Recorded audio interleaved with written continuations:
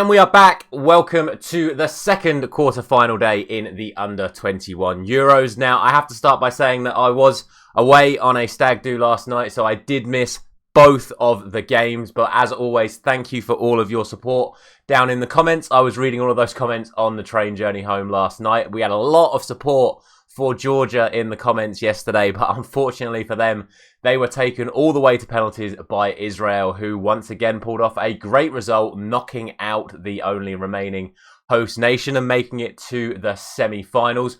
From what I've seen of the stats of that game, though, it looked like Israel were the better team. Georgia had a lot more possession, but Israel certainly had a lot more shots. So, again, let me know in the comments how that game actually went, if you feel that Israel were the deserved winners or if it should have been Georgia. In the other game, I have to apologise to Switzerland, who I gave absolutely no chance to yesterday, and they managed to dig in, hold on to a 1-0 deficit, equalise in the 91st minute to force extra time themselves. But unfortunately for them, couldn't quite hold out in extra time, and Spain progressed as 2-1 winners. So, two games both going to extra time yesterday, which I obviously did not predict, but that's the beauty of knockout football. You get results like this, and I'm hoping it was an entertaining day for you guys yesterday. And like I said already, thank you once again for all of your comments down below in yesterday's video.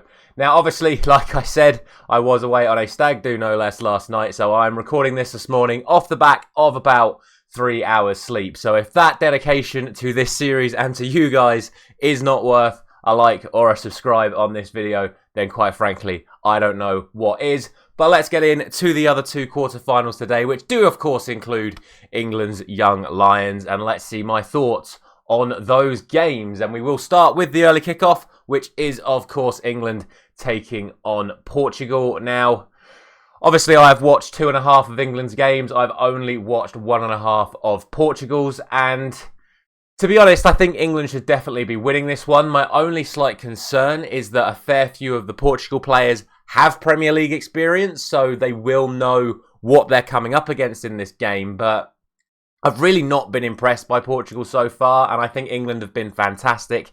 And to be honest, still have more to give, I think. I think we can definitely see a little bit more from England today.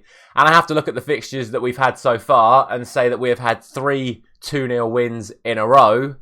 So we have to go for 2-0 to England. I just don't see anything else happening. I think Portugal, like we say, they do have a threat, but I don't think we've really ever looked like conceding. And that might be because the teams we played against in the group aren't quite as strong as they may seem. But like I say, Israel beat Georgia yesterday. So Israel beat the team that topped Portugal's group. So surely I have to sit here and think that England will get the job done against Portugal. So that is my thoughts on that game. The second game today is France against Ukraine. And as easy as it would be for me to sit here and say, well, on paper, France are the better team, they're going to win this one.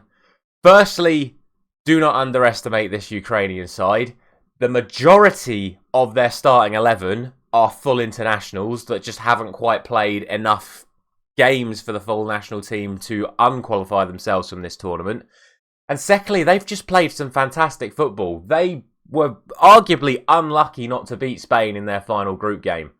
And I think France haven't quite been at it yet in this tournament. That's obviously a concern as well, because if their players do hit the level that you would expect of them, they could quite easily go on and win this tournament. But I think this is a great opportunity for this Ukrainian side to beat the French today.